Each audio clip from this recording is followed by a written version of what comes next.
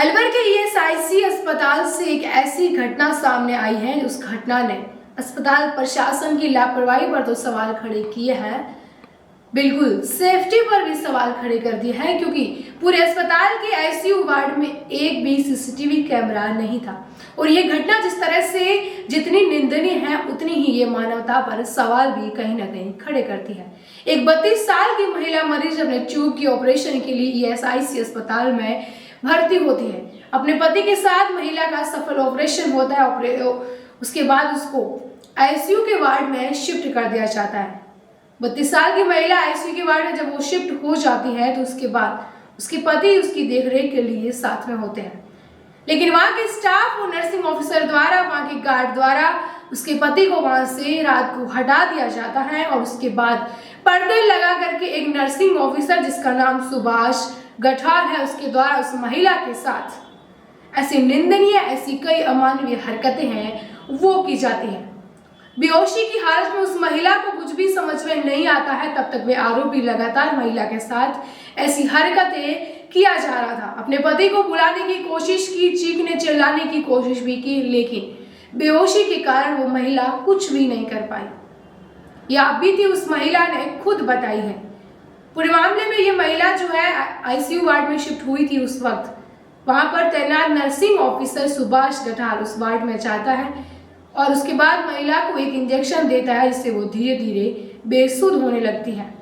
उसके बाद उसको फील होता है कि कोई व्यक्ति उसको गलत तरीके से उसके प्राइवेट पार्ट्स को टच करने की कोशिश कर रहा है, जिस पर वो सवाल भी करती है कि ये क्या कर रहे हो, क्योंकि वो बताती है कि वो पूरी तरह से बेहोश नहीं हुई थी। उसको आसपास में फील हो रहा था कि उसके पास कोई खड़ा है और उसके छूने की उसको कोशिश कर रहा है। उसका ऑपरेशन इससे पहले हो चुका था।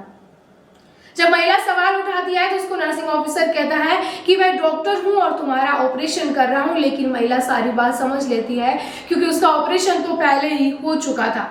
उसको सारा कुछ समझ आ जाता है। वो चिल्लाती है, खुद को बचाने की कोशिश करती है, इधर उधर आवाज भी लगाती है कि उसके पति को बुलाओ।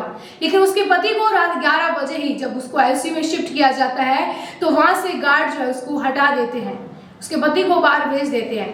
ऐसे में वो महिला दूसरे दिन सुबह अपने पति को पूरी आपबीती सुनाती है। अस्पताल की डॉक्टर दीपिका को ये महिला और उसके पति पूरी घटनाक्रम बताते कि किस तरह से उस आरोपी द्वारा रात को महिला के साथ जो है डिजिटल रेप किया गया, उसके प्राइवेट अंग को छूने की कोशिश की गई और ये सारा कुछ महिला को पता चल गया। और ये सब करने के लिए उस दरिंदगे ने इससे पहले महिला को बेहोश भी किया। ऑपरेशन कर रहा हूं, डॉक्टर हूं का नाम देकर के इस तरह की हरकतें, जहाँ अस्पताल प्रशासन पर तो सवाल उठाया, लेकिन कहाँ गई डॉक्टर की मानवीयता? या फिर क्या महिला मरीज रात के इस समय किसी हॉस्पिटल के आईसीयू के वार्ड में सेफ है? क्या खुद को वो सुरक्षित महसूस करती हैं अगर उसके साथ कोई नहीं है तो इसका जवाब होगा कि बिल्कुल नहीं, क्योंकि वहां पर कोई भी सीसीटीवी कैमरा है वो नहीं लगे हैं। वहां के गार्ड्स भी बता रहे हैं कि यहाँ पर शिफ्टिंग सबकी चेंज होती रहती है ड्यूटी, लेकिन आईसीयू जैसे सेंसिटिव जगह पर कोई भी सीसीटीवी कैमरे का नहीं होना अस्पताल के प्रशासन पर एक बड़ा सा क्वेश्चन मार्क है वो देती है कि आखिर क्यों नहीं था। और जिस तरह की ये हरकत इस महिला के साथ हुई, भविष्य में किसी के साथ भी हो सकती है। लेकिन इसके बाद जिस तरह से डॉक्टर दीपिका को ये पूरा मामला बताया, आरोपी से जब पूछताछ की तो आरोपी ने ये जुर्म कबूल किया कि उससे ये गलती हो गई और उसने किया। उसने उस महिला के पति के पैर भी पकड़े। हॉस्पिटल के स्टाफ ने ये भी कहा कि इससे औरों की नौकरी चली जाएंगी, आप इस मामले को यहीं पर खत्म करें। लेकिन महिला के पति ने कहा कि हम पुलिस में कंप्लेंट करेंगे। इसके बाद उन्होंने शिकायत को दर्ज किया।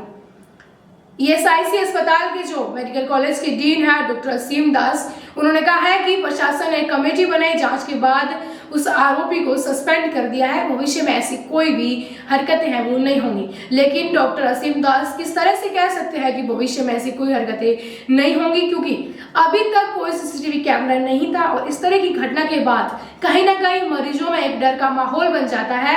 जहाँ अस्पताल में सबसे सुरक्षित खुद को महसूस करते हैं, डॉक्टर को भगवान का दर्जा प्राप्त होता है, वहां पर किसी महिला के साथ इस तरह की हरकतें कहाँ तक सही है और ये एक डर का माहौल है वो भी पैदा करता है। ये एक बड़ा सा क्वेश्चन मार्क है।